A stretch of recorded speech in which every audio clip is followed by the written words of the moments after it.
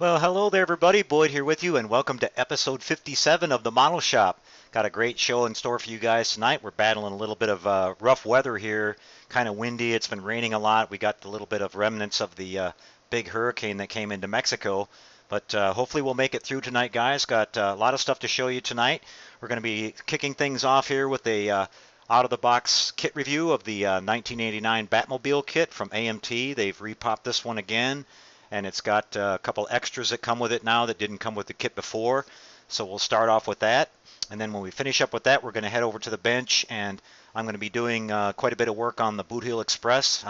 Last week we showed you the chassis and everything finished up, and this week I've been working on it, getting the engine installed and all the other little details. And I've got the coach mounted onto the top of it now, and we're going to be finishing up with adding all the little small detail parts onto it. And then when we get past that, we're going to head over to the Shuttle Tydirium and actually get that one completely finished up tonight, guys. I know you've been following along with that one. I've been having a lot of fun. We've got it all mounted on the base, and I put my hull color on it this week, and we're just finishing up with some detail painting, and we got a little surprise with that one to go along with it when we finish up on it tonight. I want to introduce my new shop assistant here. He's been kind of hanging around. His name's Bonehead. He's been with me this week, getting help get me ready for the Halloween Spooktacular show. He's a pretty cool guy. He doesn't talk much, doesn't say much, but that's good. He doesn't complain, and he doesn't criticize my work, so I'm already liking him quite a bit. He's been a lot of help around here, so he'll be with us tonight, and we're gonna get things going here, guys. We're just gonna start off here with a look at our sponsors, and then we're gonna come right back after that and kick things off with the out-of-the-box kit review of the Batmobile. And don't forget, guys, give us a like if you like what we show on the show tonight. Don't forget to hit that like button, and we'll be back at the end for our usual Q&A and see what you guys are talking about tonight and do all of our shout-outs. So without further ado, let's get things going, guys. I'll be right back after the sponsor break with the actually a look at the 1989 Batmobile kit. So see you right after that, everybody. Be right back.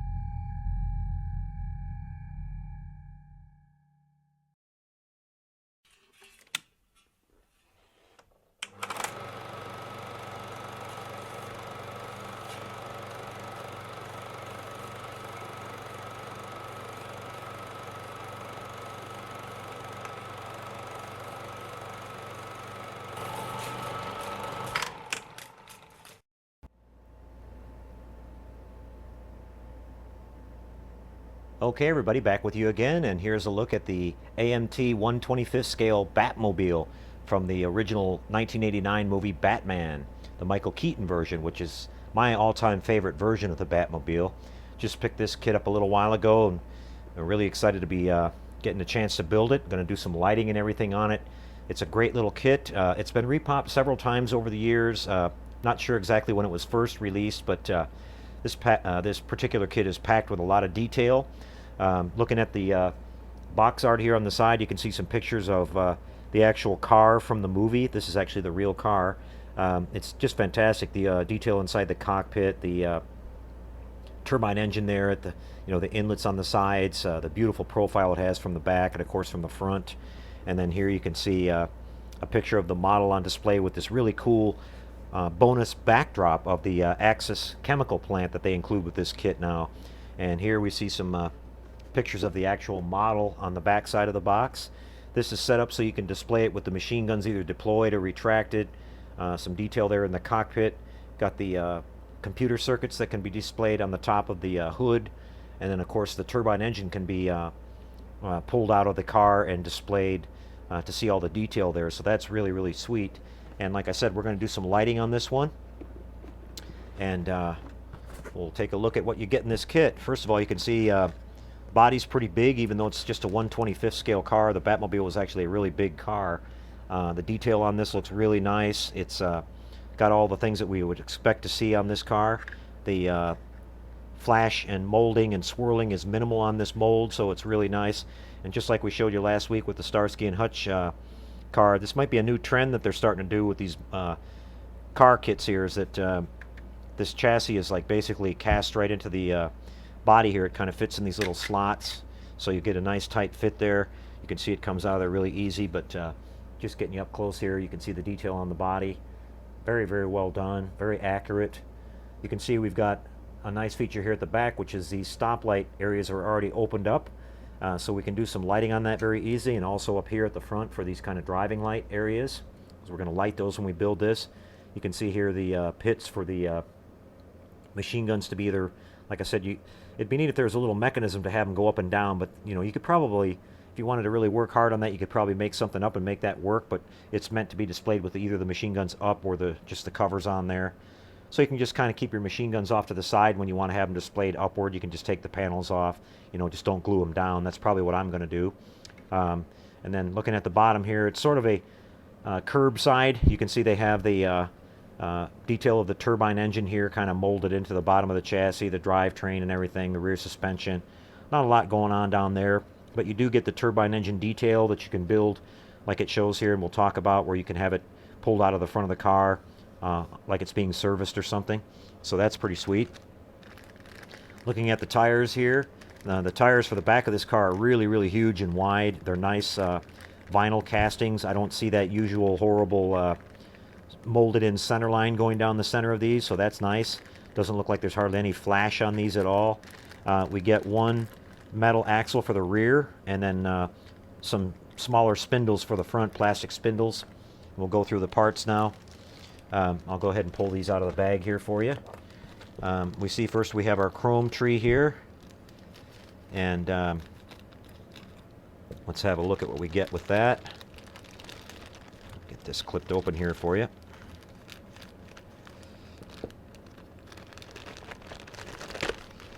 Okay. First of all, we see our, I'll start off here on this side. Got our machine guns here in chrome, so you're going to have to take those down and make them sort of a gunmetal gray. You're going to have to paint them. Got the actuator mechanism where they lift up out of the car in chrome. You've got the details that go on the side of the body here for some of the turbine system. You've got the turbine inlets here on the sides. The turbine detail up here at the front with the cone on it. These little details are kind of parts that go on the back of the car. The beautiful Batmobile rims with the Bat logo in there in the center is really nice. The steering wheel, the turbine exhaust cone, and the center output cone of the turbine. They've got these nice little round circles cast into this, so it'd be perfect for mounting some miniature LEDs in there to do the lighting on that. I'll probably do that. We're going to probably put some amber and some blue LEDs and maybe come up with a little cool little board that'll give some neat effects on that. Got some more detail that goes on the top of the car here. Pretty much it for the chrome sprue. And then we go on to, we'll take this second set out here, which is the turbine engine itself. Quite a bit of detail of the fuel lines and everything on the sides of that. Not sure what this little part here is, but some type of detail. This kind of girder stuff right here is the stand that when you pull it out of the car, it has like a little stand that folds down and supports the front of the turbine when it's extended out of the front of the body. And then we have the computer monitor circuits that you can see they get placed right here on the top of the body. There's no hatches for them or anything. You just kind of put them up on top like they're open if you want to display the model like that. And the covers for those. Let's see what else have we got here. The inner wheels. Here's our front spindles for the front suspension on that particular sprue. Here we have the interior parts. We have the bucket seats. We have the dashboard console, which the only thing I was disappointed in the kit is that I was hoping that they would give you the decals to detail out all these gauges, but they don't. But what I'm going to do is I'm going to be drilling some of these out and doing some backlighting on that to light up the cockpit. We've got a little monitor TV screen down here. I'll kind of do something similar to what I did on the Knight Rider car and open that up, and we'll do some lighting and stuff in there. The interior bucket here, the main bucket, which is got some simulated carpeting in there, and other than that, not much detail going on in there. Then we get to the next sprue here, which is the big side panels that go on the car here, as you can see. And here are machine gun hatch covers. Not sure what some of this other stuff is here, but I think these are part of the computer screens. You got the other half of the bat wings here on the back that go on, and you'll have to put a little bit of putty on that to fix that seam once you put that together, but very easy to do. Then finally, the last sprue here we have is the inner wheels. We've got the bat hook here, some more little body detail parts, and we've got the main turbine inlet scoop, and of course the canopy to the cockpit, which is really cool. And you can have that displayed either open or shut. And here we've got some clear parts. We've got the windshield, which will probably do a little bit of smoke to Mia. We've got the driving lights down here, like I said, which fit in these nice little openings. We'll tint these either amber or yellow and mount those. We've got our nice clear red molded stop lights here at the back, so those look really great lit up. That's a really nice touch that they included with this. And then we have, let me see, we make sure we get all the parts looked at here. There are no decals that I can find included with the kit, so that's it is what it is. There weren't any really markings on this car or anything, so I guess they didn't need to include any decals. But here's your assembly guide. You can see it starts off here with the building of the interior bucket. Then we move over to the body assembly here, adding our scoop, our bat wings, our side detail, and then dropping the interior tub into the car. Then we come over here and start building the chassis. We drop the canopy and the glass in. We've got the little ramp assembly here for the displaying of the turbine. Then we assemble the turbine, and that all goes in there like that. That little part I was just showing you a little second ago, that's part of the turbine detail, and you can see the little sort of dolly that goes underneath at the bottom to help support it when you've got it extended. And then here at the back, we're finishing off on the turbine detail here at the rear.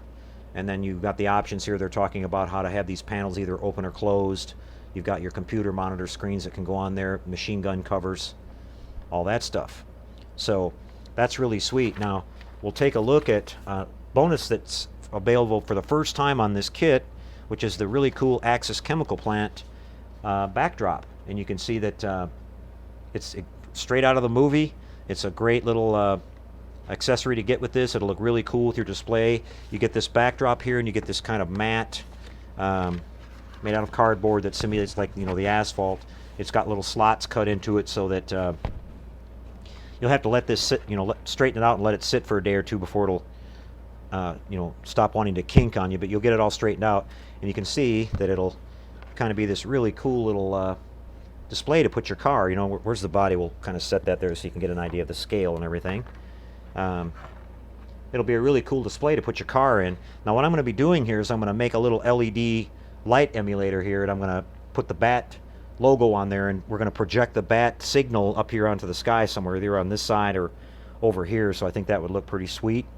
So we may not use this lower half of this. I may mount this on a base. We'll see what we can come up with, but I'm definitely going to use this backdrop when we get to building this. So I thought that was a really nice touch, and I'm glad that they've repopped this kit. I've been wanting to build this one for a long time. It's, like I said, I built the 66 Batmobile a while back, but this is my all-time favorite Batmobile. I think it just looks awesome, and we'll have a lot of fun doing a little bit of lighting and all that on there. So I'm going to put all these parts away, guys, get it all boxed back up, and then we're going to come back again and be back on the bench working some more on our Shuttle Tydirium. Got it all dried up, and it's not as flimsy as it was the last time you guys saw it, and I've been just doing the putty work on it here and there, and I've got that all pretty well sanded down. So what we're going to be doing today is doing a little bit of primer work on that and getting it all sealed up, checking it final time for lighting leaks, and then it'll be ready to do our final coat of our base hull color on it. Probably be able to get all that done today, and then we'll finish it up.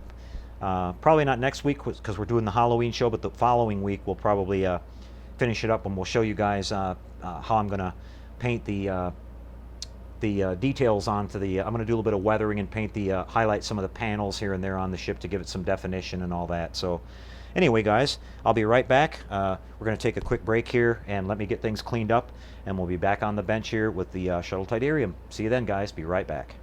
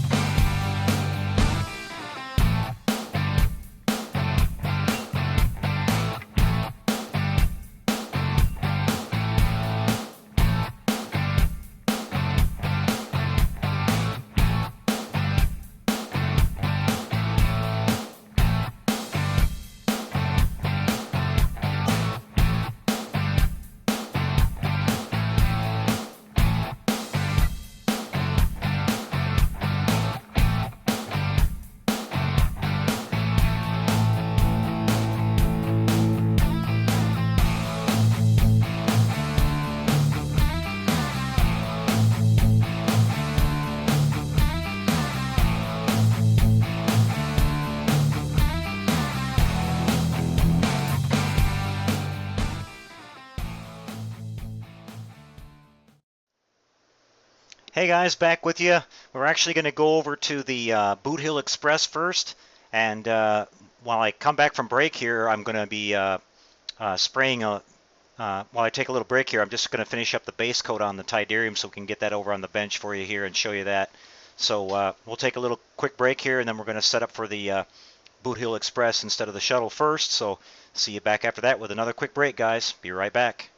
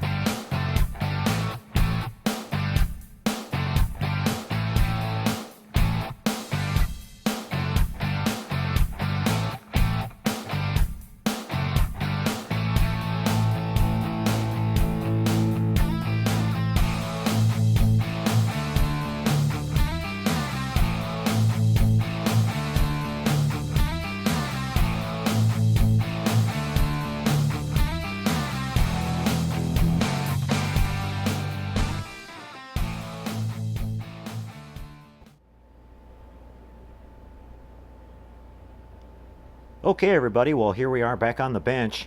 And like I mentioned, we're going to be finishing up the work on the coach part of the Booill Express tonight for you guys. You can see I've got all my parts laid out here, the rest of the stuff I've got to put on. I've finished off since last week. We did the chassis. I've got the engine and everything put in this thing now. And I'll just kind of pan around it here so you guys can see the detail. It's a really cool kit like I talked about before. I've had a lot of fun working on this one. Got a lot of detail. You can see all the little chrome pieces here and there. And that's what we've got to finish up with pretty much. We've got to put the little kind of candelabra things there that go on the roof. We've got the little chrome details that go on here and there, the steering wheel. And then we've got to put the glass in on the sides. So I'm going to take you through that final process here. Then I'll be finishing up with doing the little skeleton guy that comes with this and the tombstone. And we're not going to show you that here tonight, but we're going to just finish up the coach itself. And then next week during the Halloween Spooktacular show, we'll show you the whole model all finished up. I'm thinking about maybe getting some kind of little wooden base to set this on and doing a little bit of a mini diorama with it of some kind. We'll see what I do with that, if I get time to or not. But okay, guys, I'm going to put you up onto the tripod here, and we'll get things rolling here, get you centered away, and get you a good view to look at this. And I'll just kind of get going here, guys. Okay, so we're going to start off here first with we've got these small little chrome pieces. I think what I'll do is I'll glue these little I'm not sure what they're called. I think they're candelabras or something like that, but these little pieces, these detail pieces. What I did here with these is I did a little bit of a gold, and then I did more sort of a pewter color, and then I did a little bit of a black wash on these to bring out the details a little bit. But these just get glued down on the top of the roof here.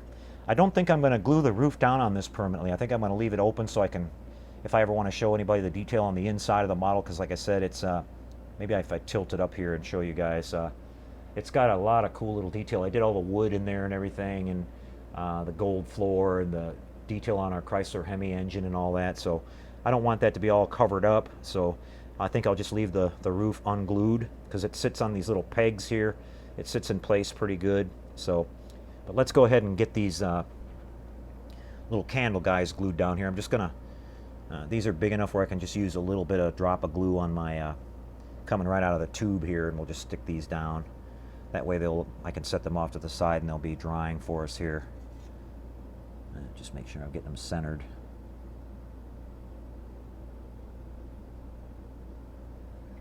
Centered, and we want to make sure that they're straight. That looks pretty good. Okay, let's go on to the next one. But again, like I said, I had a lot of fun working on this kit. It's been great to go back. I built this thing a long time ago when I was a kid. I can't even remember how old I was. But this kit's been around like since probably the mid to late 60s, so I'm sure a lot of you guys out there maybe have built it before too that have been around for a while. And like I said, it's a lot of fun to go back and revisit some old kits, and nice to see that they're available still. Let's get this one in place here.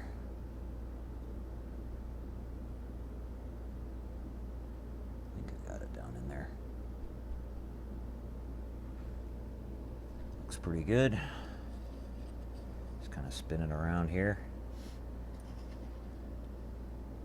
Move this one over just a little. There we go. Got 6 of these to put on.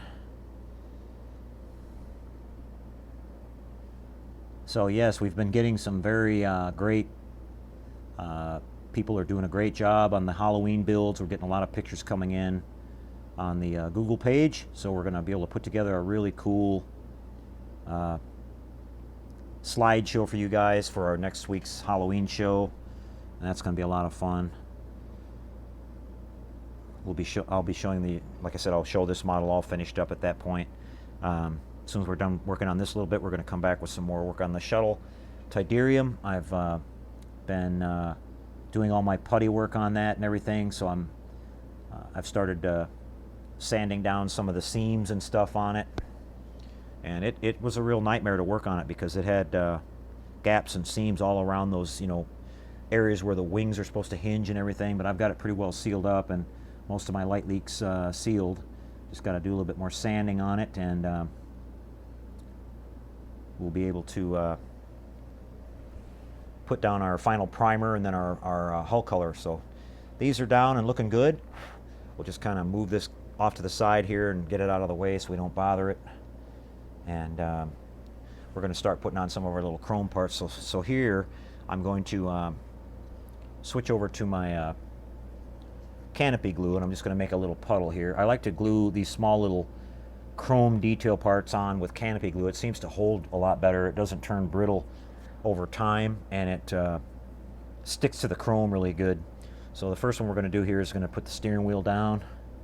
Actually, I'm going to put the little shifter lever in place so we don't have to bump the steering wheel when we put that on. I got the little chrome shifter lever right here. Goes on the floorboard here in the front. So we'll just go ahead and get that put down. And there's a little tiny hole here right next to the gas pedal. You can barely see it, but it's there.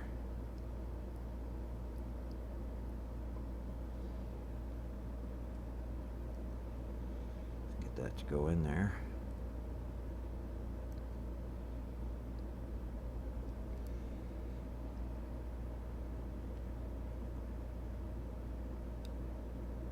I'm gonna have to get a little bit closer look at it here, guys. I can't quite see it.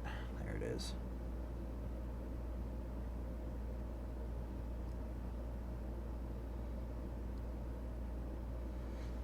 I did a test fit on this a minute ago and it went in there just fine. It doesn't seem to want to be going in there now.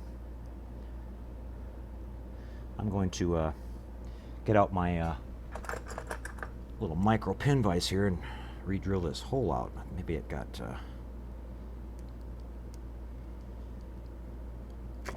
yeah, it had a little bit of glue in there is what happened when I glued the gas pedal down. Okay. Got her opened up now. She should go right in there. Let's put a little bit more glue on this.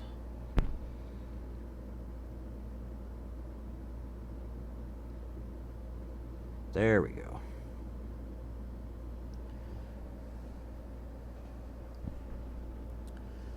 Got that. Okay, now we can put our steering wheel down.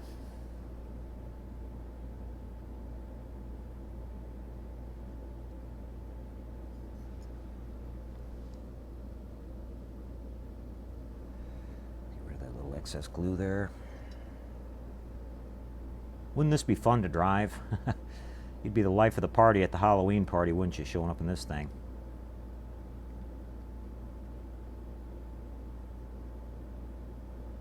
Okay, got our steering wheel down on there. Canopy glue sets up a little slower than regular glue, so you've got to give it a little bit of time, and sometimes it's difficult working with it when you're, when something's got to be, it's got to actually hold it up, so you might have to brace it with something or, something like that until it fully cures. But once it's dry, it's every bit as strong as regular glue, if not maybe even a little bit stronger. It's plenty strong enough to hold stuff. Okay, so now we've got this little kind of railing that goes around the seat top here. So there's these three little spots where the feet of the thing kind of touch on there. So I'm just going to put a little glue on those little spots, and then we'll set it in place.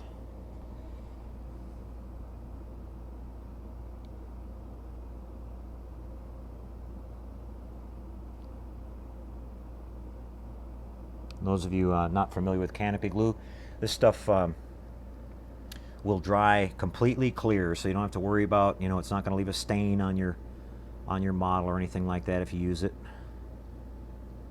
Let's get this worked over in here.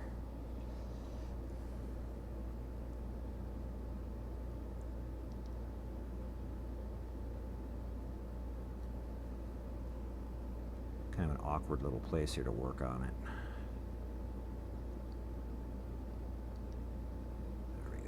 Got it. Oops. Just being careful not to break it here. There we go. Whoops. Oh, darn hand is sticking to the glass for some reason there. Get this out of the way.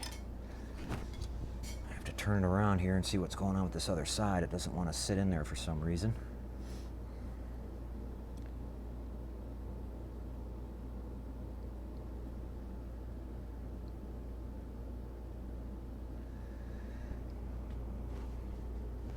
Okay. Yeah, the slot that they've got to where this sits is a little bit off, so I'm just gonna bring my glue and get it on there, and then I'll just get rid of the little excess here with a paper towel.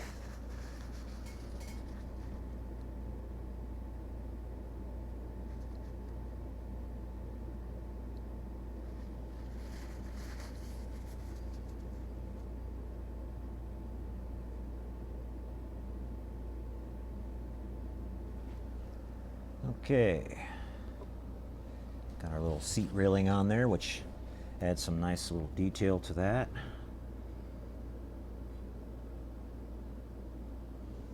There, we got it centered on there real nice. Okay, so now we've got like these little kind of chrome detail things that go here on the edges of the buckboard. I guess that's what it's called there. Looks like our holes are opened up, so I'm going to go ahead and go for that. I'm just going to dip my part here right in the oops, tweezers squirted them right out of there. Dip these little feet right in the canopy glue there and just kind of set it right onto the holes, and that should work fine here for us. Just a little bit more. Get the proper angle here.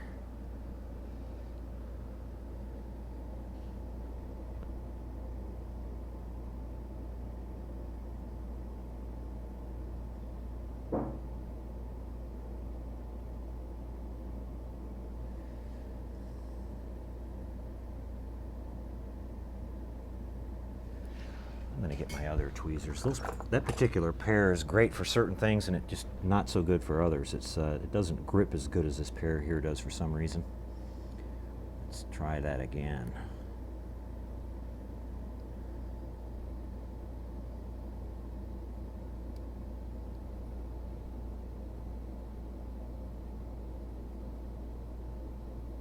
Oops, darn it, I had it in there, but I think we need a little bit more glue. I'd rather go not enough glue than too much glue, because that way we don't make a mess here and start smearing it all over everything. So far we haven't done any damage. So, and again, this canopy glue, the beauty of it is that it's easy cleanup. If you do get, if you do accidentally blob something on something and you didn't want it to be there, you can just wipe it right off. A little bit of water and paper towel, and it's cleans right back up. This has proven to be kind of difficult here.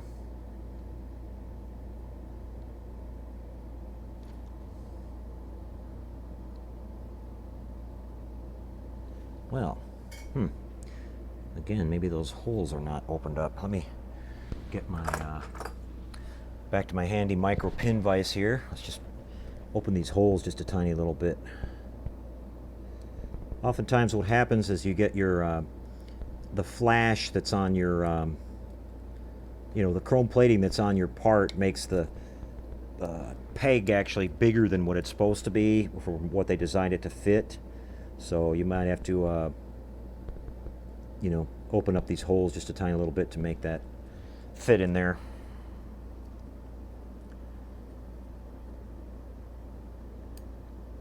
We want to make sure it's down in there all the way. We don't want to just be sitting on the top, or sure enough later on it'll wind up falling off the model and get lost. Such a tiny little piece.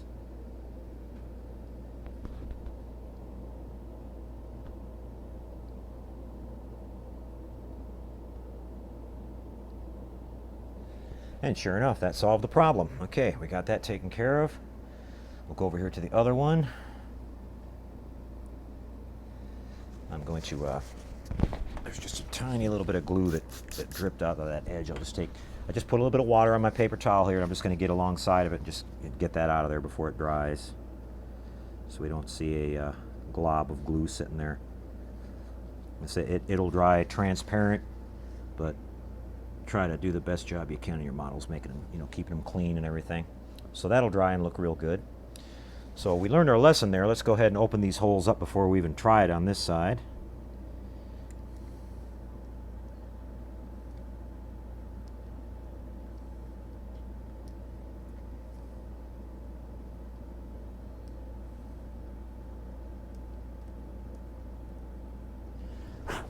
Okay. The same thing again.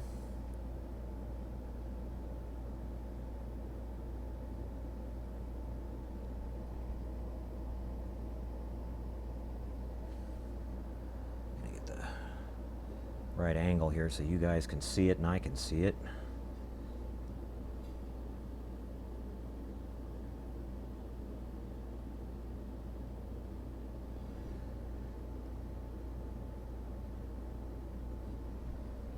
Okay, so we got both of those down in there, and you can already see that makes that look a little bit neater there up in the front, just a little bit of detail.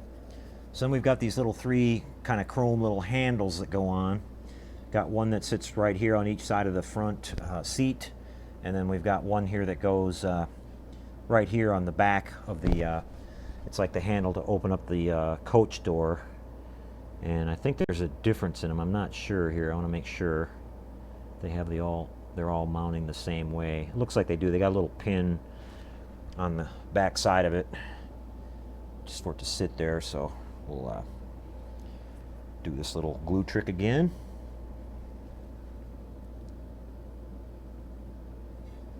And we'll go for the first one.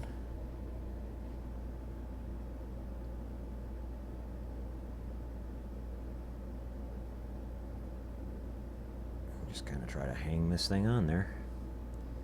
It might not hold too good at first. I might have to hold it there for a little bit because, like I said, this canopy glue is not quite the same as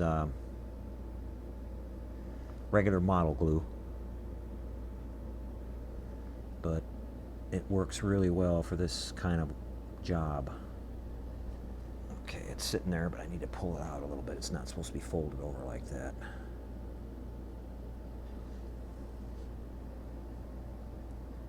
Gonna have to come at this from two angles here.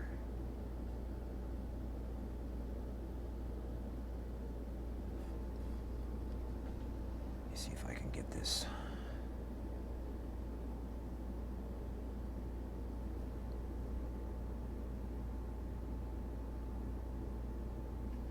There we go, I got it to pop up. And it's still trying to sag on me here. What I'm going to do is I'm going to let that sit there for a little bit, let that glue get a little bit harder, and then I'll pull it back away from the body, and it'll kind of start doing its thing for me here.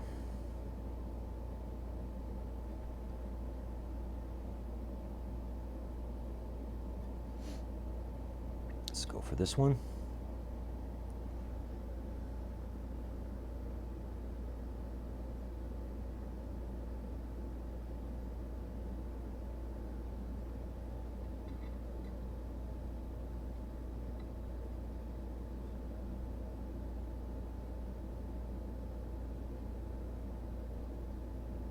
Yeah, you can see that glue just doesn't have the power to support it yet, but give it a minute or two and it will. Like I said, it gets plenty strong. It'll be fine. Got a little bit on our body there. Okay, let's go back over here to the back and get this last one. This one actually has a little hole in the body, so we should be able to get that one to sit there like it's supposed to right away. Hopefully we can.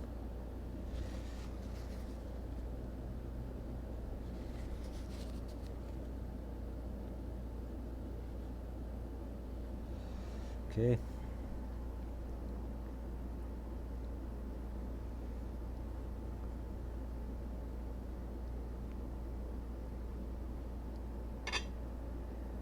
Tilt this up just a little.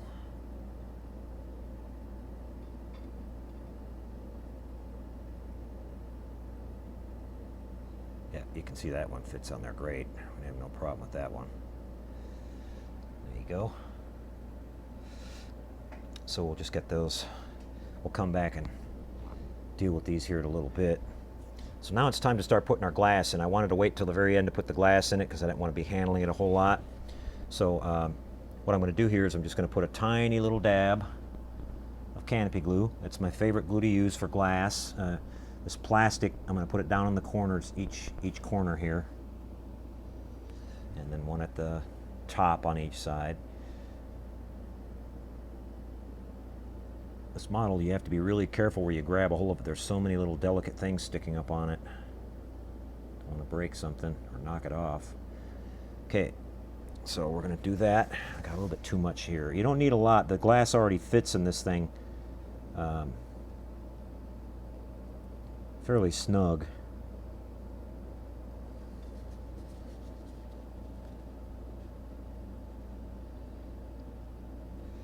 So let's put this one in first. There's a definite side that the top and the inside, because it's got like some raised detail, and that's what I used to guide myself when I did that paint detail on the all the way around. So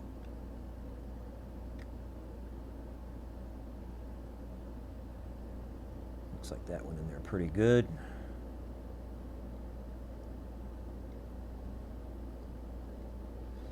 And we'll turn it around here. Let's do the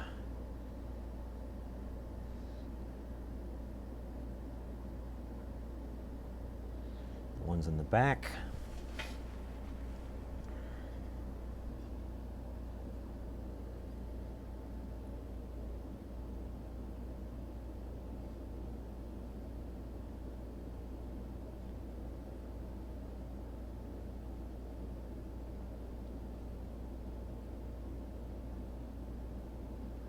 And then talking about this canopy glue some more, it won't stain your glass, it won't ruin it. It won't cause any kind of weird reactions or anything, so you're perfectly safe using it. And if you blob something on there and you didn't intend to, just take it back off and a little bit of water and wipe the glass down, and you can start all over again. And being that it's slow curing like it is, if you're doing like the windshields, and it's going to try to want to fall out, you may have to tape it in temporarily or prop it up with something until it dries. I typically, if I'm doing the windshields on the car models and stuff, I'll typically glue it in there with this stuff, and I'll wait till usually overnight to the next day until I'll try to mess with it anymore, and it'll be plenty dry by then, and you won't have any problems with it falling out. It'll be really strong. Okay, we just got this last one here to put in.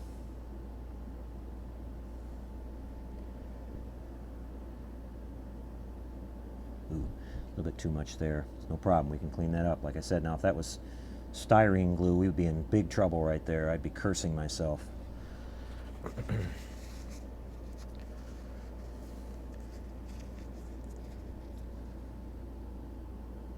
Because we would have made a mess out of our paint and had to fix that all back up.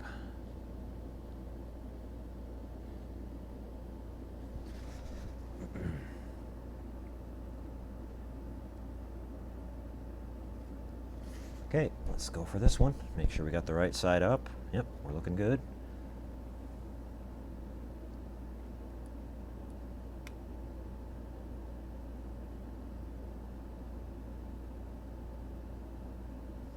And we're in.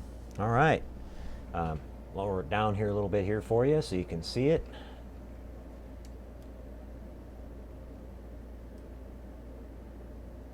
Came out real cool, guys. Let me try to bring these up a little bit now, see if this glue will do its thing for us. Should be starting to those are really kind of a little pain is what they are. Not quite there yet. It's going to have to sit for a little bit.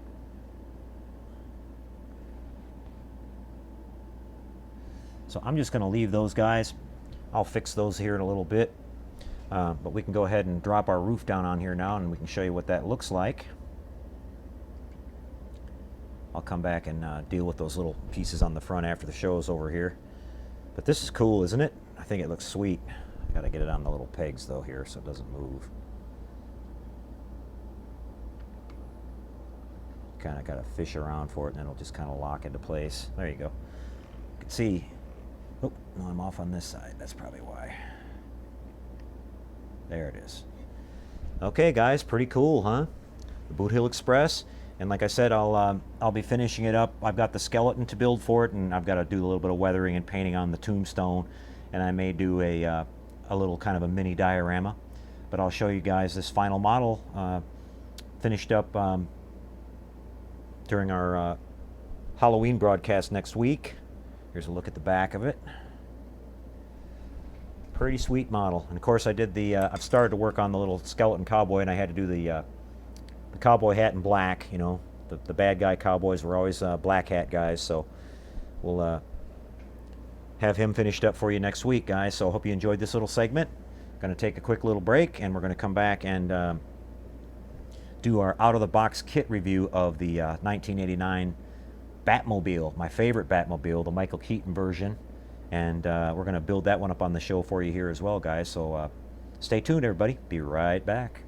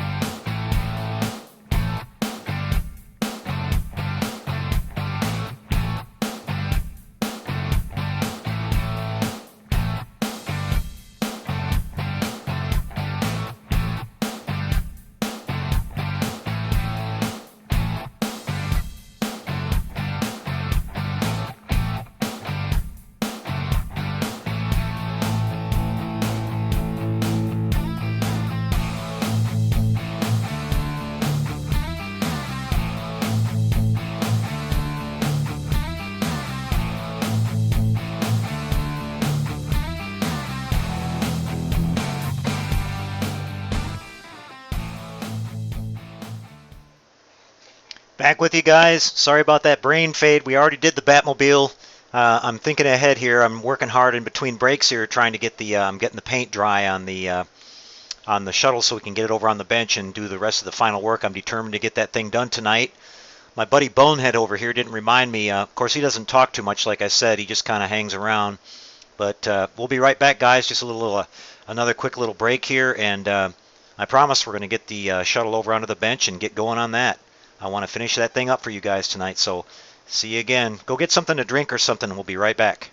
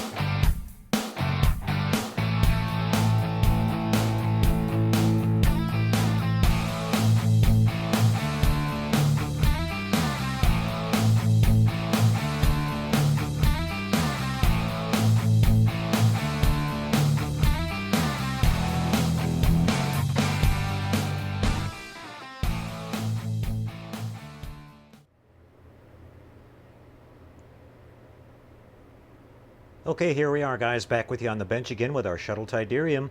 We're doing really good on this model. We're just about to the finish line, guys. We're going to wrap this thing up for you tonight. I've got to back up really far with the camera here just to get this whole thing into the picture. This is a really tall and really spread out model with these big wings on this. But you can see I've got all my base hull color painted on it now. She's all assembled. She's mounted on her stand. She's all nice and solid now. And what I've been doing this week is fixing all the seams and filling them in with putty, and I've got all that done. You can see now what I've been doing is starting to spray on some of the paneling detail by changing up some of the colors here, and we're just going to go around and take you through finishing this up here tonight. I'll turn the model around. We can see we've got it swiveling really nice on our base and everything now. Got all our little guns mounted and everything. On the bottom you can see everything's been done here. I'll turn it around. You can see the details I've painted onto the bottom of the wings.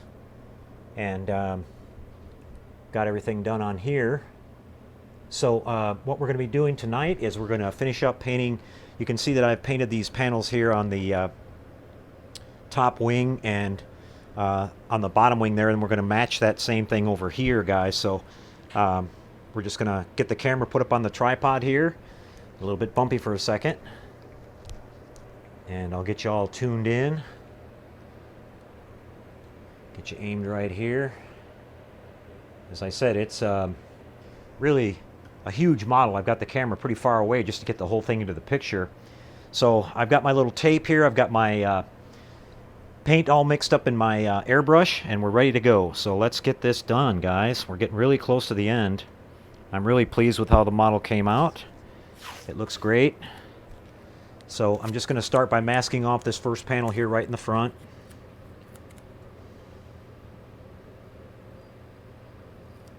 And we're going to add our darker gray accent. And then once we get all these accent colors put on, we're going to follow up with a little bit of weathering with the airbrush. I'm going to do a little shading and, you know, streaking and stuff on the leading edges of the wings, you know, to get this look that we're looking for, to make it look like it's used a little bit. We don't want to overdo it. The Empire was seemed like they maintained their vehicles a little bit better than the Rebels did. They probably had a lot more resources. But so we'll just kind of go along here. I'm going to put a little bit piece of wider tape on the top here so we don't get any couple pieces here around this on the top and the bottom, so we don't get a lot of overspray on our rest of our paneling here.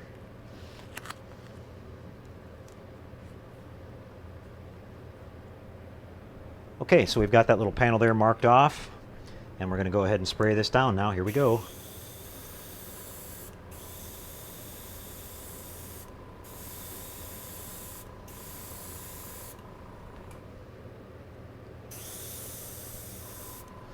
And then we're just going to give this a real quick dry with our heat gun like we always do.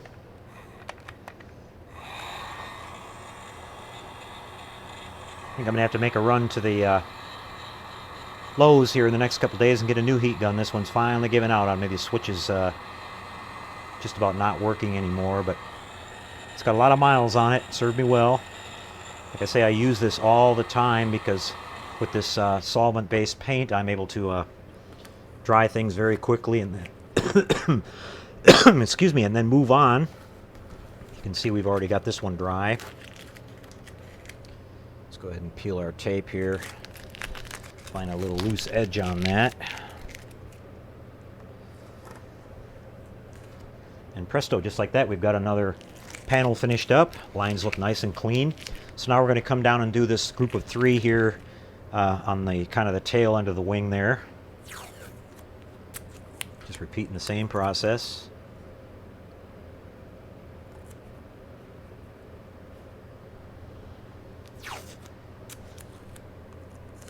Really having a lot of fun working on this one. I have fun on every model I build, but this one came together really, really nice. No problems at all. It's going to be a really neat little display when we're finished up with it. And I had no idea when I bought this model that it was going to be this big, and pretty cool. Nice scale to this one. Okay, we've got our little panel marked off there, so I'm just going to get real close and just hit this with my gray again.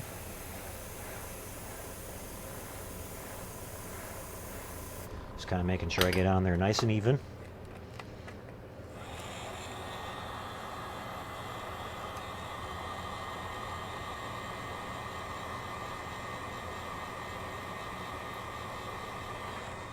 That one kind of faded on me a little bit, so I'm just going to hit it a little bit more.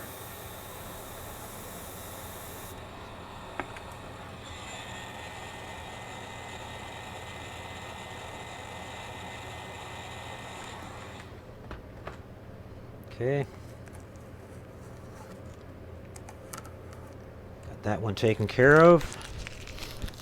My tape's just going to barely make it to the end here, too, so we're coming out just about right.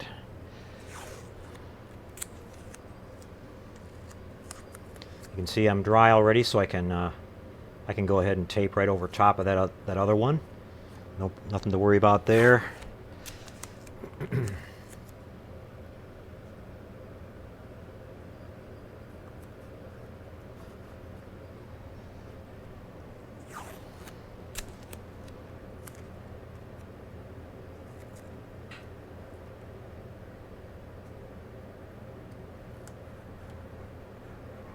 Get that down on there.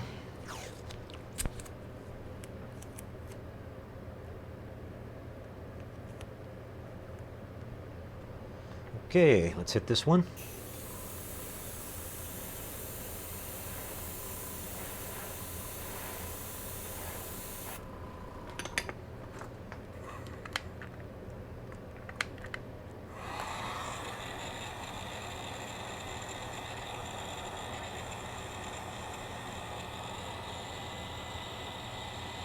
You can see I'm keeping I always keep my heat gun about 6 inches away from this, and don't go too long and you'll be just fine. And we talked about this over and over. Whoops, I did peel a little bit of tape or paint on that top one. That's okay, we can touch that back up. Surprised it did that, it's usually dry. Let's hit this one again here, make sure this one's going to be dry before we go forward here. I've got my paint mixed a little bit thin, so it'll spray really wet, so that could be what it was. It wasn't quite dry here. Now our heat gun's trying to give us a hard time at the same time here. Joy of live TV, everybody.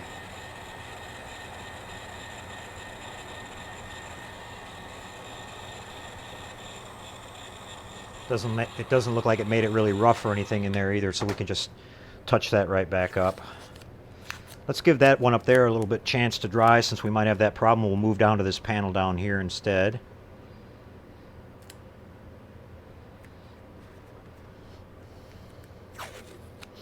And we'll get this one done.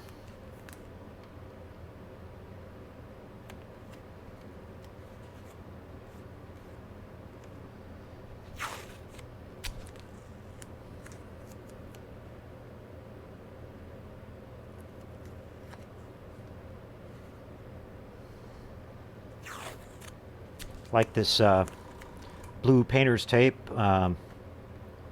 It's way better than regular white masking tape, because white masking tape will leave like a really sticky, gooey residue behind, and this stuff locks down onto the surface really good and doesn't allow any paint to bleed through the edges. You want to be careful though not to whenever you're spraying like things like this, you want to point straight at it, and not point it at an angle where you might force the paint up underneath of the edge. You don't want to push it in there, so you just kind of stay perpendicular to the work here and just spray nice and light. And you don't want to put it on too thick. If you put it on too thick, that's a chance of that's more of a chance you could get a problem with paint bleed through or something like that.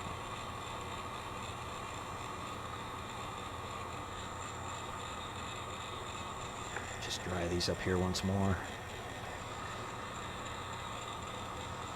So we'll just kind of go back and forth here. Now we'll let this one dry just a second, and we'll go back up to this top one. You can see what a nice clean line we get there. Works really good. And we'll mask this one off. It should be plenty dry by now. Yeah, it doesn't look too bad. It should touch up pretty good. We'll call it a little bit of weathering.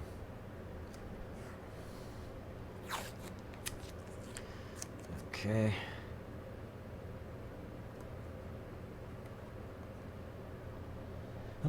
think I got that just a little bit too high. Yeah, I want to bring that down just a little bit.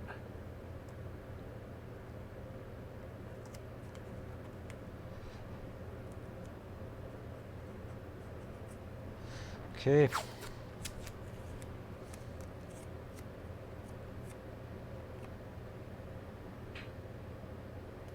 Getting a pretty good thunderstorm out there. Hopefully the power doesn't kill. We've been getting swamped with rain here in Texas. A little bit of that effect of that massive hurricane that went into Mexico. We're a long ways away from there, but we got the outer edges of it. It was that big.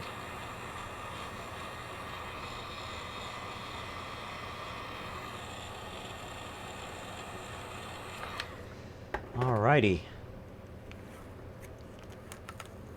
Yep, we didn't peel any paint on our other adjacent panel there that time, so I'm going to just heat this one up a little more.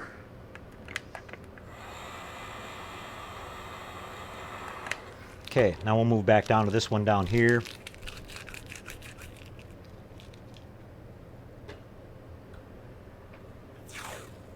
Oops, I see something I did different over here too. I went all the way to the top of this panel, so we've got to make them the same.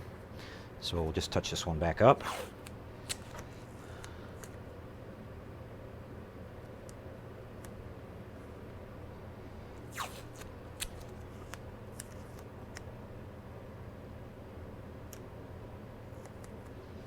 I won't need to tape that bottom edge. I'm going to stay plenty far away from it. Here we go.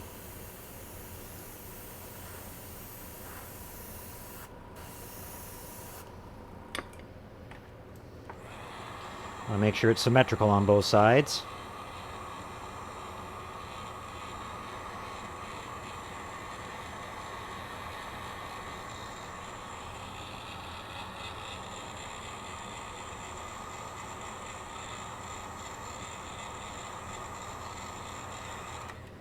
Okay. Now what we're going to do is we're going to go back up to that top one, because that one should be dry, and that'll be the final panel up there, and then we just have to do this one here and we'll be finished. Real good.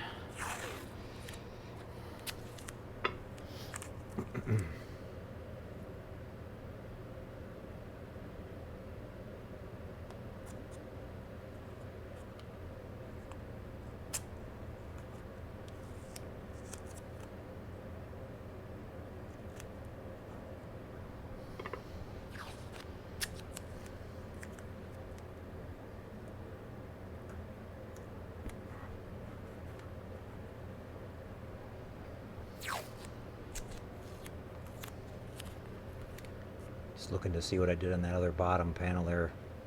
That last one, we made that whole panel covered, so I remember to do that right this first time around.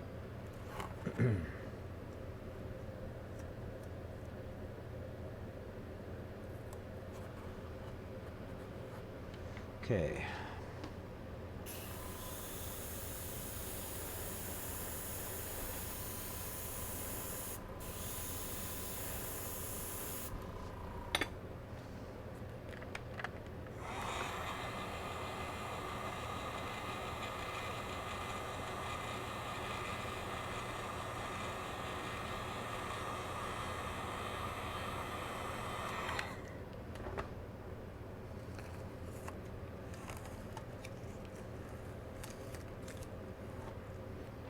Okay guys, there you go. You can see we got the top one all done. Looks great. And let's go ahead and wrap up this last one. Always nice to get to the end. Then, like I said, we're just going to come back. I'll take a quick little break and I'll switch paint colors. And then we're going to come back and do a little bit of weathering streaks on the, just kind of on the leading edges here a little bit of the wing, and maybe a couple up here on the front, just to give it a little bit of life. Don't want it to be totally perfect. And I noticed that looking at the footage I was looking at from Star Wars to see what this ship kind of looked like. They had different versions. They had some that looked really, really weathered. And on the bottom side of the wings, when they had the wings folded up, they had kind of like little rust streaks going down. But I don't want to take that far. This one's kind of, I guess, kind of a medium weathered ship.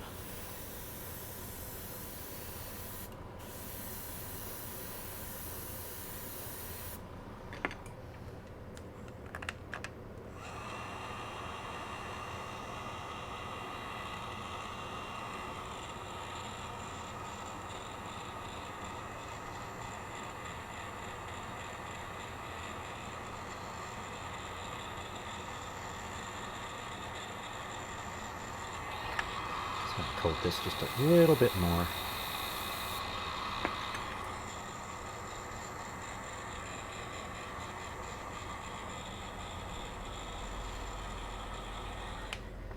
All right. Our tape lifted just a little bit in that back corner. We got a little bit of a ghosting there. That's no problem. I've got this hull color saved up. I'll just mask this little panel right here and just go over that. So no problem at all there. What I'm going to do now, guys, is I'm going to switch back. You can see we've got it all done now. All of our detail all the way around. And our panels highlighted and everything. So I'm going to switch to my weathering color here and come back, and we're going to finish up with doing that, guys. So see you with that in just a second.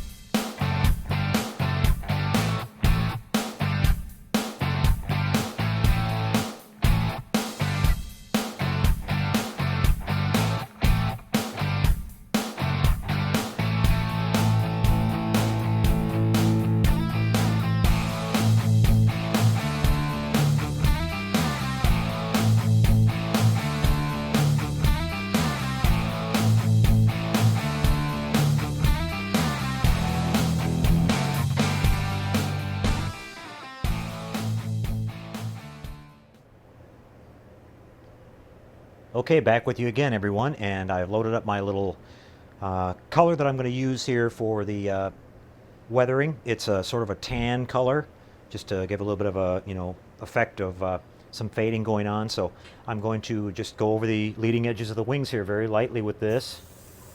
And here we go. My technique for this is I hold it nice and flat, and I just get really close and just lightly start off kind of below it and just sweep up as I go over each one. Now what I'm trying to do is I'm trying to make sure that I stay, parallel with this wing. I don't want to have my streaks going crooked and things like that. So here we go, guys.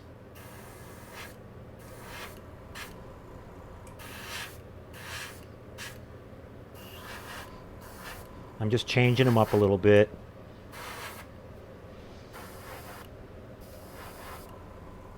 Don't want to overdo it. We'll just do maybe one or two of them up here. And a couple up on the top.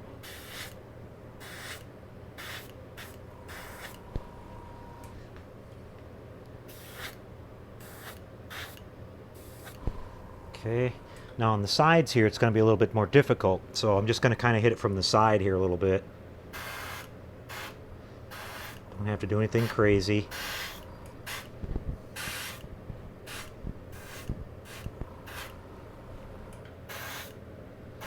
Make it maybe a little bit more pronounced in one spot than it is the other. Just kind of break it up a little. Maybe we can kind of carry it back here just a little bit on some of these panels. Just to kind of bring it to life.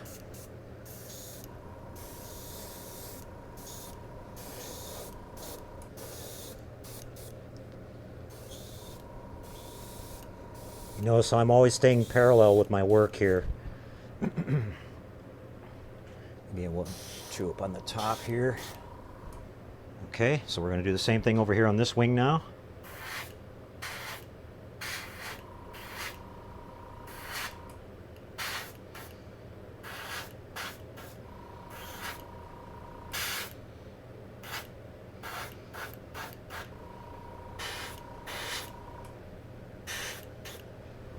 Now I'll go here and do this top.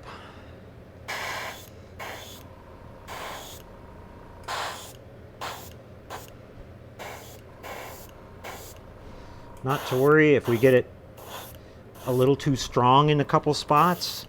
No problem. I can go back and just dust over that with my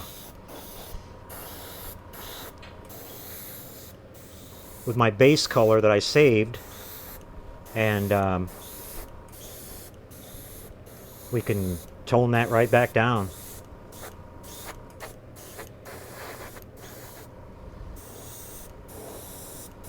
You can see just how doing a little bit of this here and there just immediately brings it to life. I'm gonna pop you in a little bit closer to that, and you can see that looks great.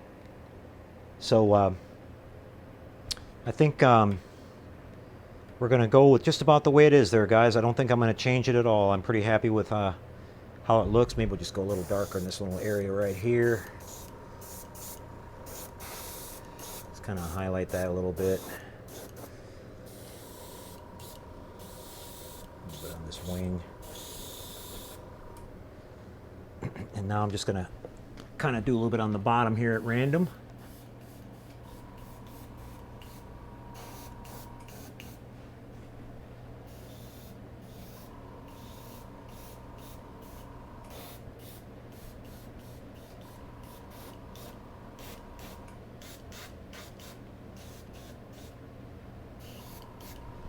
And that's going to do it, guys. Really happy. So, one more time for a break, guys, and then I've got a little surprise I want to reveal on this to you guys. So, I'll take another quick break, and I'll get that all set up, and then we'll come back, and we're going to... actually, one more step we're going to do to this is I'm going to dust this all down with some dull coat. And we might as well do that when we come back first, and then we'll do the big kind of little surprise I have for you guys here at the end on the reveal of this thing. So stay tuned, everybody. Right back at you.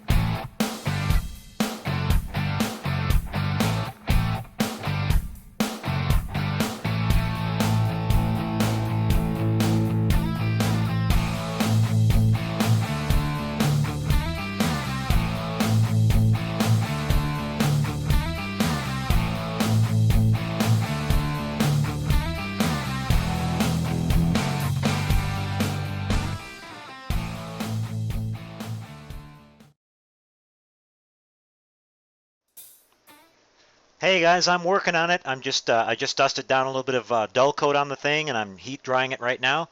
And then we're going to come back right after that, and we're going to get this thing wrapped up. We'll show you the final segment, guys. Hang tight, grab something to drink again, or some popcorn, or something. See you in just a couple seconds.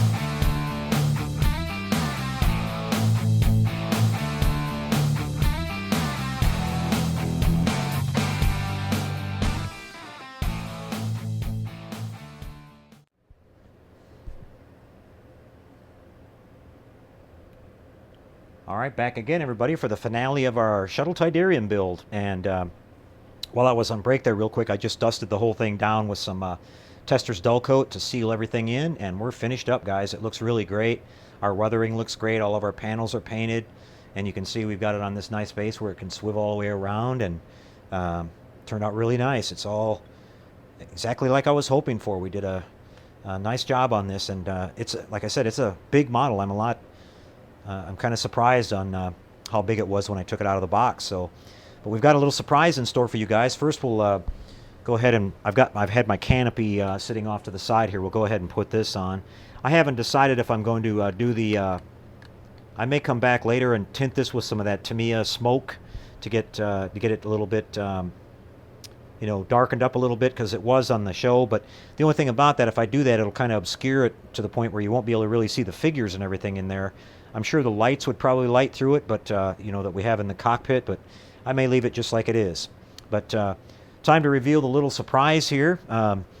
We'll take the camera off the tripod in a second here and get a little bit closer to the model for you. But I wanted to show you guys that I mounted this on this base and I installed a soundboard into it, just like I was thinking about doing a little while ago, and I got some sounds from Star Wars, so let's play that for you. First, we'll turn the lights on and everything. You got this little power switch here in the front, which you hit that and it turns on all of our cockpit lighting, our wingtip lighting that you can see going on there, and If I'm turning it the right way, you can see them all lit up. Then you can spin it around. You can see the engine detail all lit up there. Real cool, or nice. Again, that's appearing sort of a whitish blue in the shot. It's a little bit more rich of a blue color than that in person. The camera tends to wash it out a little bit. And then, of course, we got the cockpit lighting going on. So this looks great. And to get this to be able to swivel like this, what I did is I used the mounting rod is a 5/16, and I went one size bigger, and I made a little bushing and drilled that and mounted that in the base, so the outer one is a little bit bigger than the inner. And I glued that, and then I dropped my 5/16 down into that and up into the model, so it makes kind of a bearing or a bushing that it can rotate on nice and smooth, and it'll be nice and stable and everything and allow us to turn it. We don't want to keep spinning the model around and round and round, or we could break off the wires, but you can definitely get away with spinning it back and forth like that. So let me pull the camera off of the tripod now, and we'll take a little bit closer look at it. Hopefully try not to get too bumpy for you guys. But now you can see our weathering on here, and we'll just kind of turn it to the side. Hopefully you can see our lighting of our controls and everything in the cockpit there, and looking at the back of the engines and all that detail we've got going on. Pretty cool. Swing it back around this way and look at the weathering on the other side. You can see the weathering on the wings there, getting kind of a white out here with this side with the fluorescent lighting. Maybe it's better if I turn it over here. There you go. You can see the shading we did on that just here and there to bring it some life. We've got some going on the leading edges of the wings. Camera's washing out here with these fluorescent lights a little bit, but it's turned out really cool. So what we'll do now is we'll play our sounds. I'm going to just set the microphone kind of down there so you guys can hear it a little bit better. And here we go, guys, some Star Wars stuff.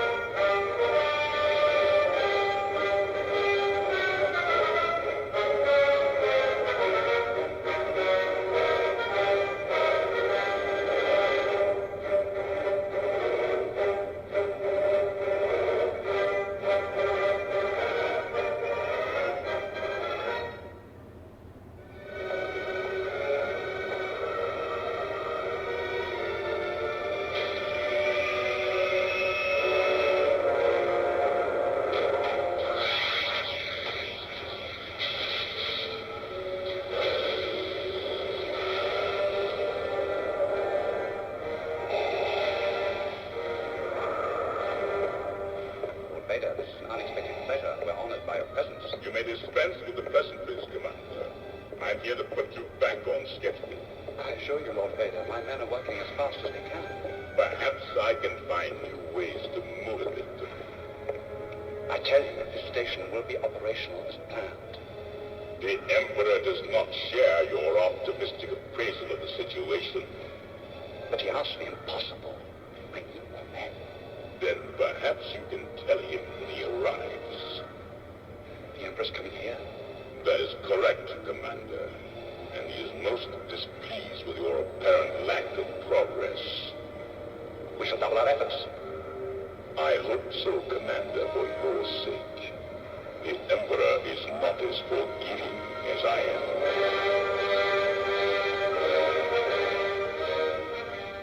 Captain Nida, the ship no longer appears on our scopes. The carpet disappeared. No ship that small has a cloaking device. Well, there's no trace of them, sir. Captain, Lord Vader demands an update on the pursuit. Get a shuttle ready. I shall assume full responsibility for losing them and apologize to Lord Vader. Meanwhile, continue to scan the area. Let's go.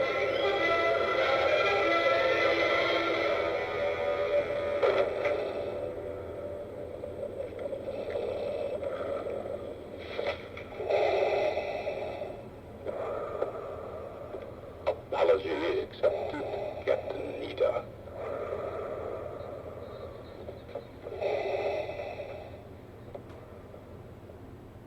Okay, guys, there you have it.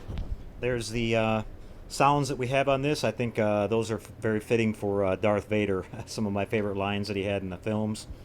So that's a wrap for our Tydirium, guys. I hope you enjoyed this build-up.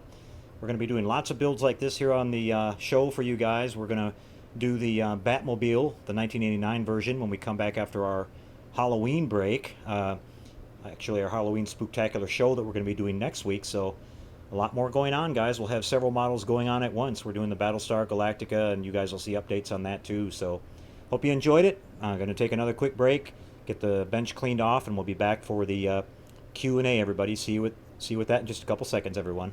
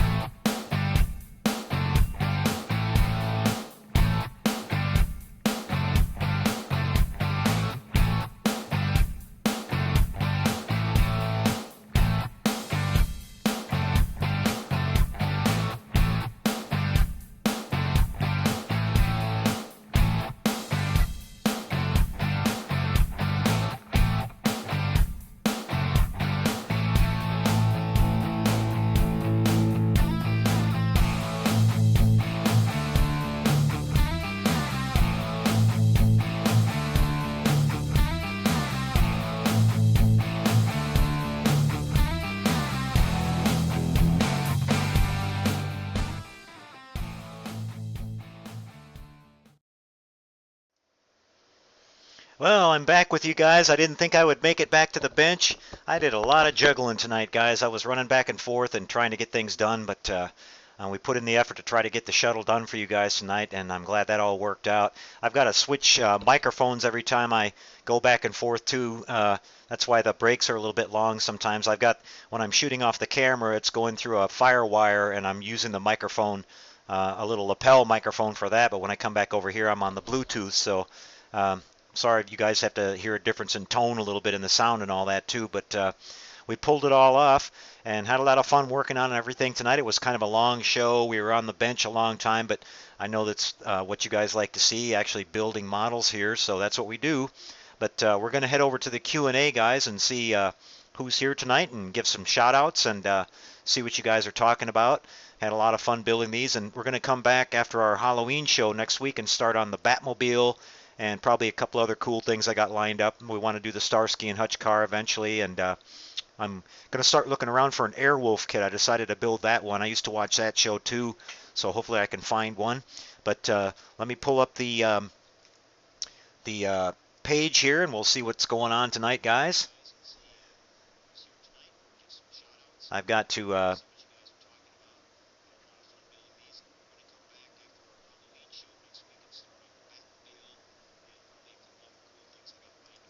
okay, we're going to go up to the top here and do our shout outs for tonight. I had two sounds going on there for a second. I was kind of confused. Okay, we got Clint Llewellyn here. We got Dave Pashtag. Got Chris with Classic Plastic. Chris, I just wanted to say a big shout out to you, buddy. Thanks for finishing up your Halloween build and submitting it. I know you've been juggling a lot of things.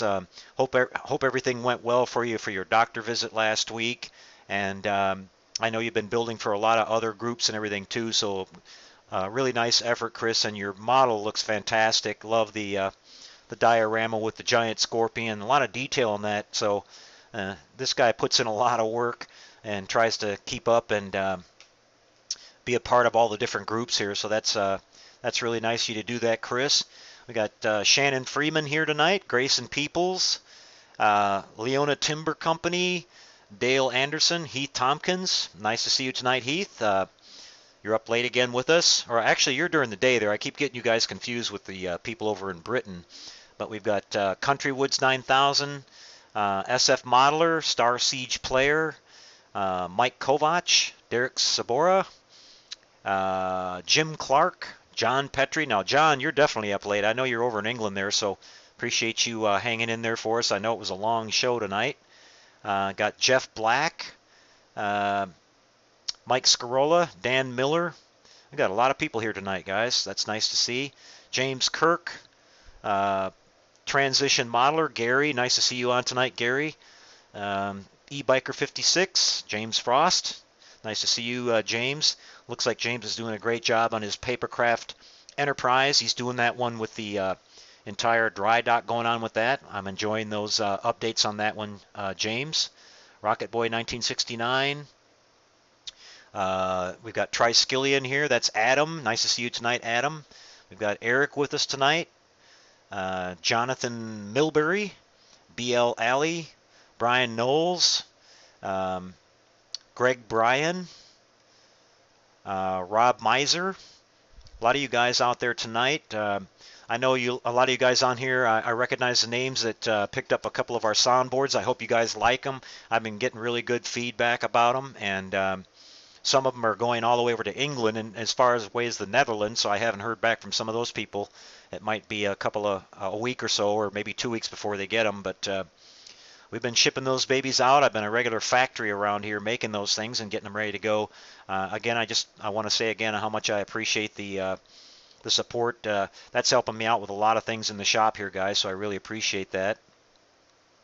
And we've got Anima Guy XL2. The surprise Anima was the soundboard that we had in the shuttle. I didn't tell anybody I was going to add that to that model, but we already did the surprise. Unless Bonehead over there has got a surprise before the end of the show, but like I said, he doesn't do too much. He just kind of hangs around. He didn't help me with any of this stuff tonight, so I'm not sure how much he's going to be around. We'll maybe let him hang around for next week's Halloween show, and then we'll put him away for a year. So things are going pretty good. Let's go through again and see if we have any questions that anybody had for tonight. Glad you guys liked the shuttle build. Worked out pretty good. Got a couple tiny little things I got to touch up on it. I got a little bit of ghosting on a couple of my lines there towards the end. Like I mentioned, I can go back and clean those up real easily. And it looks like Grayson's going to have to leave us. Good night, Grayson. And great job on your Jeep, by the way. Saw your pictures over on our page, and it came out really nice. Thanks for being with us here tonight. Glad you guys like the soundboard with the shuttle. I had fun picking out those sounds. Those were always some of my kind of favorite memorable lines from Darth Vader. You know, when he apology accepted, Captain Data. Yeah, that was one of my favorites.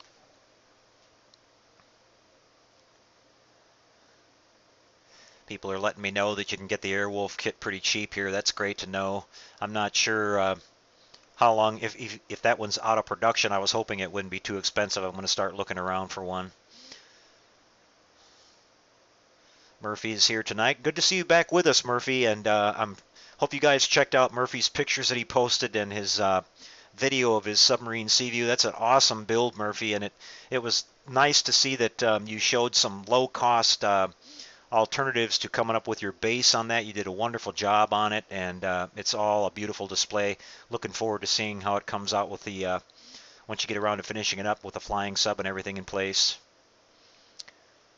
And Dan Harris, yeah, I'm glad you liked it, Dan. Having fun on the boot hill and the I've still got to put together the little skeleton and the tombstone, but we're going to show that for next week's Halloween Spooktacular. I've got a really fun show put together for you guys for next week, guys. I know it's a holiday and some of you might not be able to make it, but maybe you can watch it in the reruns or whatever. But we're going to have a lot of fun next week. It's going to be definitely a Halloween show for sure. A little bit of humor in there and some cool Halloween stuff to show. We've got a lot of pictures already submitted by our members of the Google site that have already finished their models, and we got a couple more that I hope will finish up, and we'll have a nice little slideshow for that next week.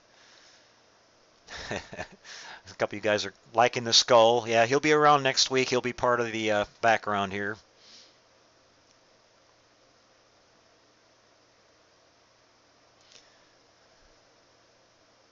Jonathan Mulberry says he's working on his Halloween build while watching the show. Great, Jonathan. Hopefully you get it done in time. But even if you don't, just take some pictures of what you do get done. I know it's people don't always get all the time they need to finish stuff up, but that kind of goes for everybody. If you don't get them finished, just submit whatever you can. I'd like to. SF Modeler is asking what the deadline is.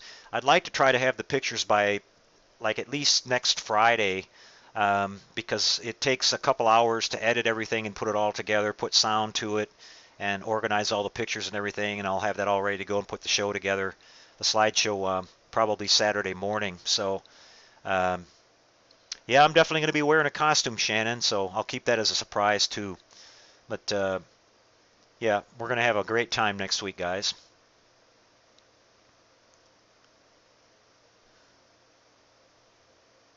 Mike Scrolla says he'll hop in for a few minutes next week, and then it's off to watch the movie Halloween. I don't blame you, Mike. I like to watch a lot of Halloween movies. I've been watching them all month. I've said it 100 times, but it's my favorite time of the year. It's my favorite holiday.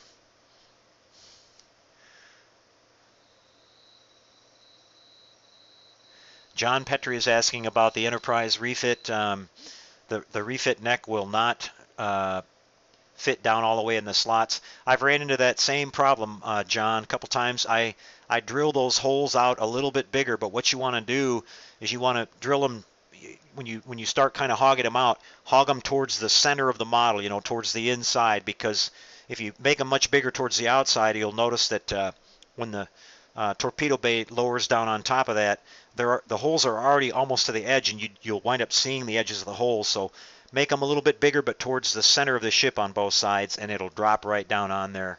That's a common problem on that model. I know it fits on there really, really tight.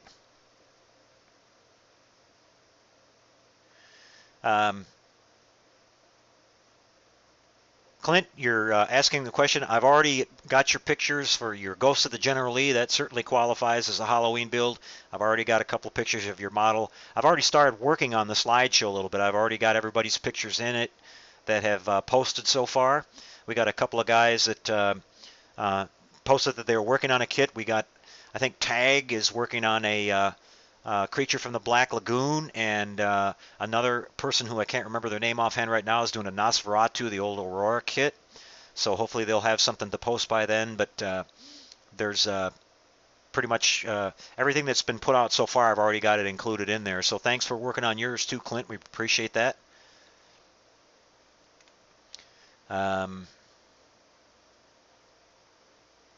Yeah, Chris, I saw you mention that you got your board this week. I hope you like it.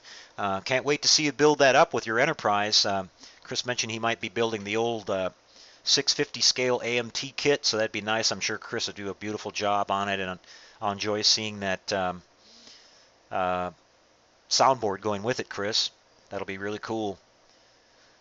Woody Bishop is asking where he can get one of the Imperial Tydirium shuttle models.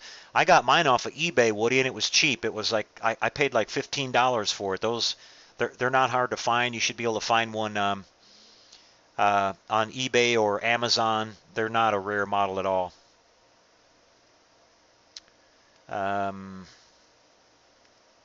Just kind of rolling through them here, guys. They roll past so quick, and it's funny. I think I see them all when I try to go back, and then when I get the notes from after the show later on and I go review them, it seems like there's always something that gets missed.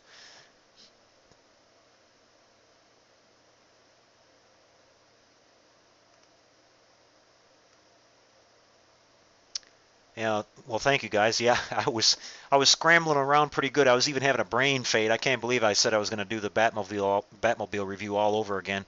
I was thinking ahead of what I was going to have to go through to get the shuttle done, and then I was struggling to get those little chrome parts on that boot hill. Trying to do all this stuff live and not make it look like a disaster is pretty challenging.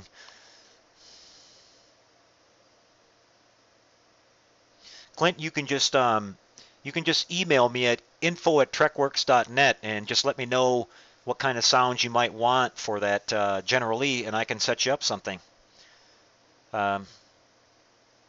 So we can take care of that. I thought I saw something, a question about tape or something that went by here. Trying to find that again.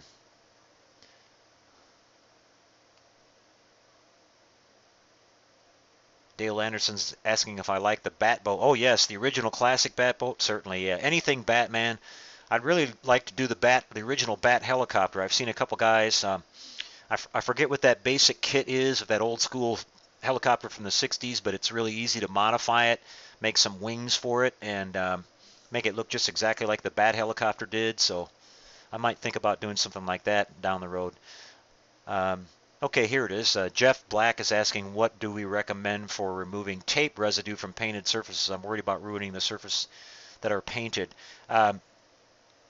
Jeff, what I have here is, I'll grab it really quick and show you. There's a couple of options you have there.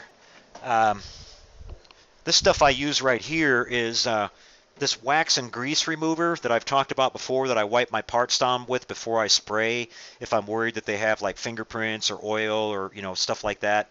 You can probably get this, or you can also go over to they have something called adhesive remover or sticky remover. It comes in a little can and it'll wipe that tape residue right off of there. Either that or some really warm soap and water will take it off, and it won't hurt your paint at all. This stuff is made to not damage paint, and that goo remover stuff is made to not damage paint too.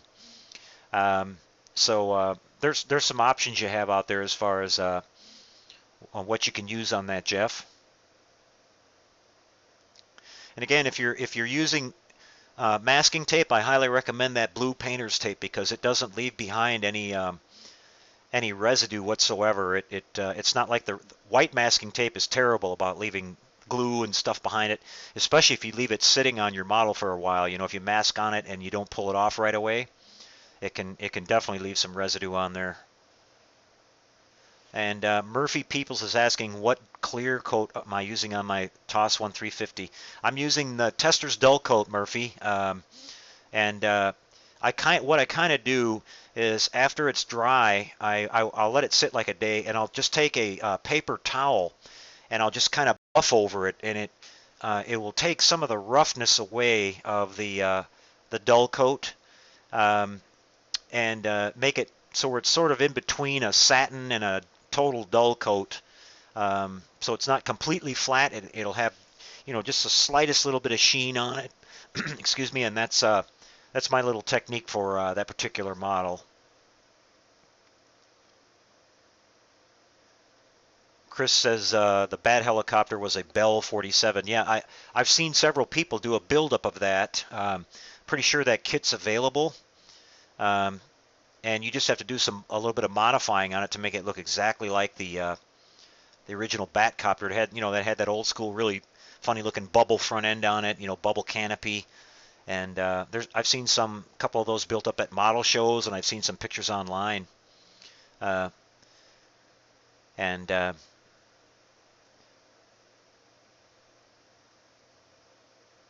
Yeah, Derek is saying for Jeff's question there about the tape, cooking oil or WD-40. I'd be careful with WD-40 on paint. It is that could attack the paint a little bit. I'm not sure about cooking oil, but the first thing I would try if you don't have any access to this solvent that I'm talking about here is I would just get some really hot soap and water, like some hot water, and put it on a towel with some Dawn dishwashing detergent, and it'll probably take it off of there.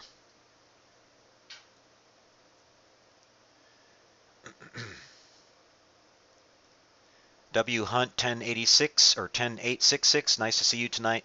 Asking what my paint booth is made of. It's just a ventilation system, and I have a kind of a shroud around it and a powerful blower, and it just sucks it right out. I've got a little vent that's built into my wall here, and then I have a big overhead fan above it that blows the rest. When I'm painting really really heavy stuff, I open up the garage door in here and blow it right out. And I normally use a mask respirator when I'm painting. Somebody asked me that question before about, it's dangerous for me to do that, but as I explained, when I'm doing a video, it'd be hard to talk with the mask on while I'm explaining what I'm doing, so I can put up with it for a little bit.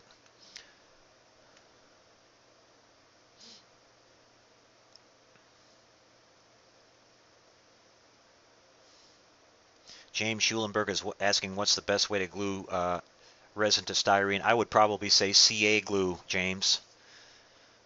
CA glue is pretty much a must with resin parts. Shannon says he's been watching for 2 hours now and he's getting sleepy. Yep, I'm sure you are, Shannon. It was kind of a long show tonight.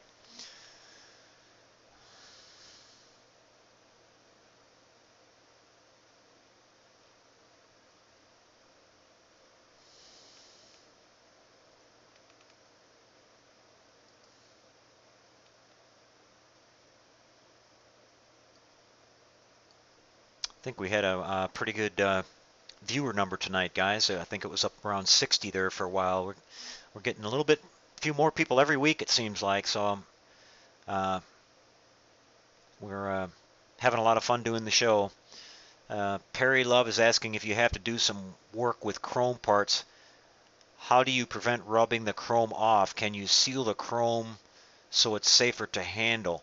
Yeah, I'm sure you could, Perry.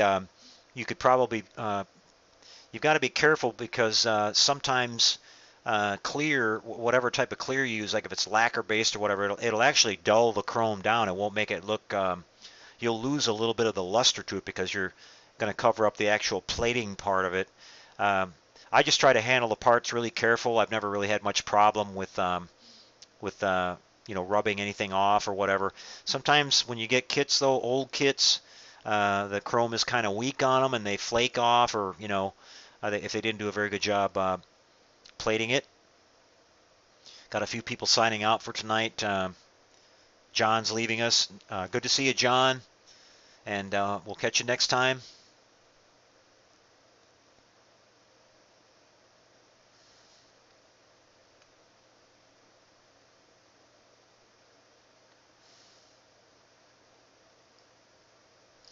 Talking about that chrome a little bit more, they have these all-clad products out there now.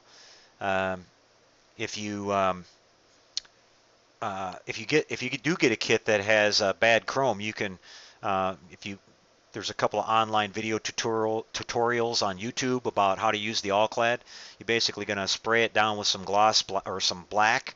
You can even use gloss black, but you want to put a really really good coat of high gloss clear over the black, and then lightly spray it with the all-clad chrome, and you'll get really close to the original chrome plating look that you see on the kits. Not quite as perfect. There's nothing that is quite as good as actual plating, but you can get really really darn close to it. I've repaired a couple of the car bumpers and things like that on some older kits that were the chrome had gotten weak or started to turn yellow, so it does work.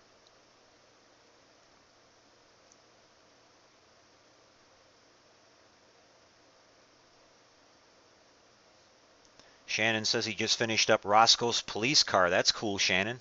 Hopefully we'll see some pictures of that.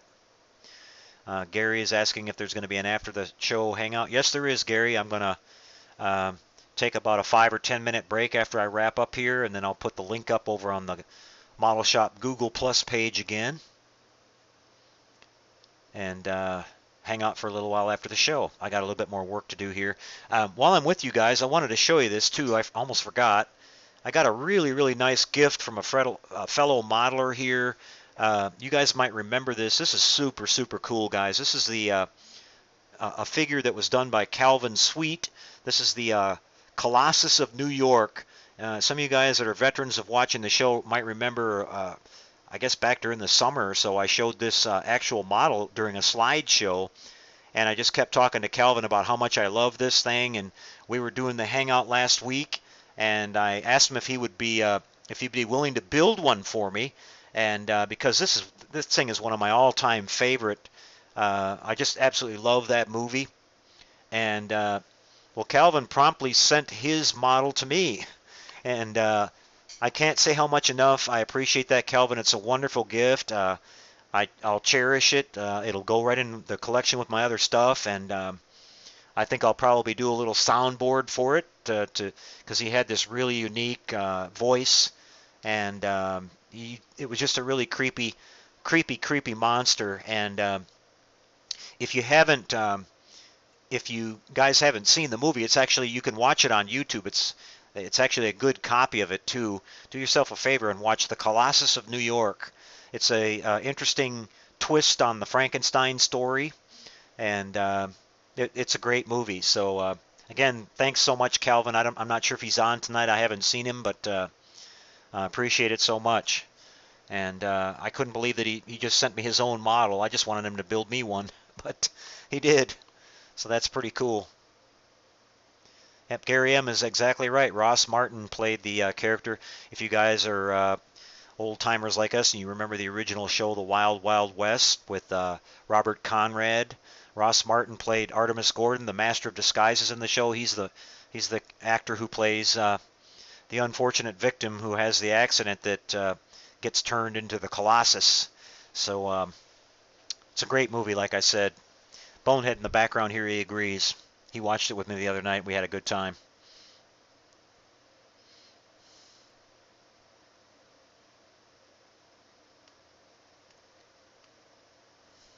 Looks like a lot of people are starting to head out, guys, so it's getting kind of late.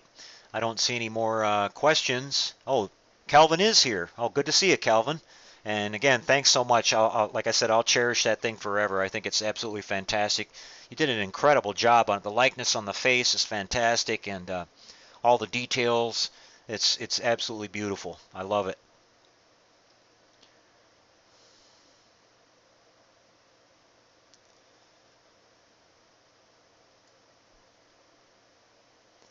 Okay, guys, I think I'm going to wrap things up here. It's been pretty long. Appreciate you guys being with us, and we're going to be back next week. Don't forget, those of you who can be here, you don't want to miss it. It's going to be a great show. I've got a lot of fun stuff lined up for you guys. We'll get to see our slideshow. I'll be doing an out-of-the-box kit review on a really cool model kit, the Halcyon Models Nostromo from the movie Alien. Do the final review on the Booill Express with the skeleton and everything done and showing that. And then our slideshow and some other stuff that I'm working on this week that we'll throw in there as well. Probably include some of the older builds that people have shown that are kind of Halloween related into the slideshow too. So it'll be a lot of fun. And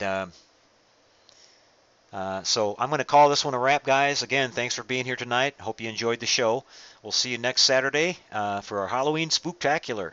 And until we do, guys, take care and happy modeling, everyone. We'll see you guys, some of you guys at the hangout here in a little bit. Yeah, we'll try to stay dry. The rain's kind of tapered off here, it sounds like. The wind died down. I can tell it's gotten a lot quieter outside. So we're supposed to be dry the rest of this week, so I think we'll be okay. So until we see you next time, everybody, good night. Take care and happy modeling, everyone.